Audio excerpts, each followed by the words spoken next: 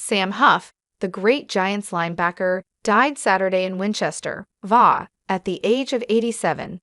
If you had asked him back when he was a teenager if he believed he could live that long, he would have told you to get real. Huff never had any illusions about who he was, not when he left his home in Appalachia for the state university on a football scholarship, not on even cold, dark November and December afternoons when thousands at the old Polo Grounds filled the air with chants of Huff, Huff, Huff. Celebrity status in New York City has destroyed more than one of Sunday's heroes. Like all country boys, he came to the city with wide eyes and wonderment, but not so as to erase the lessons he learned in Coal Camp No. 9 in Edna Gas, WVA, on the banks of the Monongahela. Bitter winters in a home without running water and relatives with black lung disease will do that to a boy. The family had mixed emotions when the scholarship offer arrived from the State University in Morgantown. Huff did not. He once told me, "When it came, I knew that somehow I was never going down below with my family. Nobody we knew had ever been to college." Now fast forward to his rookie year in the Giants camp. He was depressed. So was rookie place kicker Don Chandler. Together they packed, called a cab, and headed for the airport. 5 minutes later, Tom Landry, the Giants' defensive coordinator, was in hot pursuit. He caught them before they reached the ticket counter. "Guys, you will regret this forever. You will always wonder if you were good enough," Landry said. "Give it a chance." "I'll go back," Chandler said. "Well, I'll only go back if you tell that guy to stop yelling at me," Huff said. "What guy?"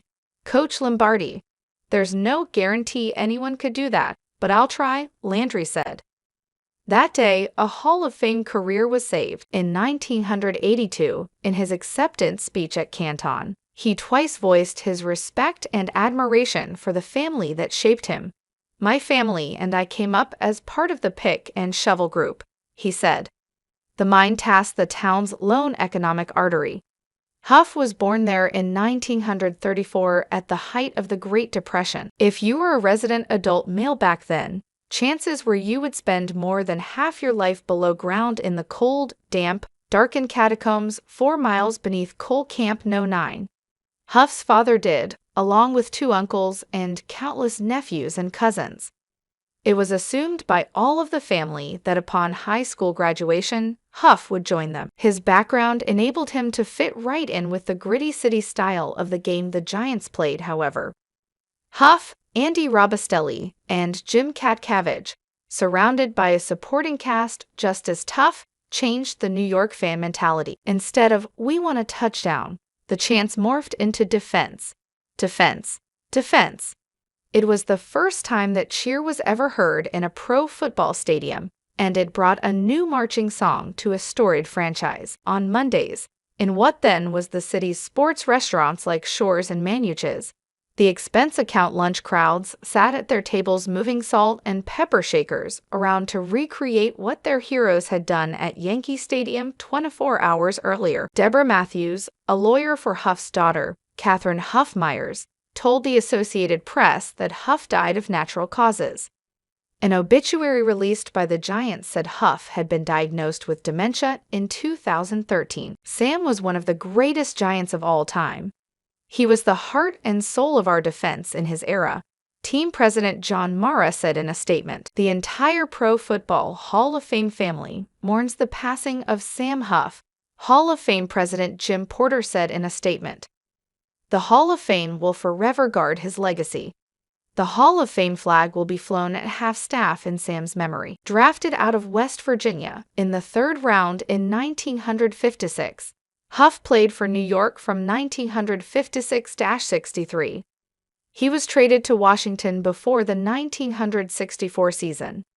He retired after the 67 season, sat out the next year, and returned for a final season in 1969 as a player-coach under Vince Lombardi. This is what he did over 13 seasons from 1956-69. 30 interceptions, 17 fumble recoveries, and 5 touchdowns in 168 games. In his first season, he became the first rookie middle linebacker to start an NFL championship game, He was named All-NFL 3 times, picked as the NFL top linebacker in 1959, and selected for 5 Pro Bowls, 4 of them with the Giants. He reached 6 NFL championship games, though he won only 1. He spent his career tackling greats like Jim Brown, Jim Taylor, and other bruising running backs. And after that, there was a stint with Washington and years of TV work with that team. But for me, he always remained that boy grown older from Edna Gas. He was never more so the day I asked him what he thought of the influx of foreign-born place kickers, whose soccer style took the league by storm. That was pure Huff.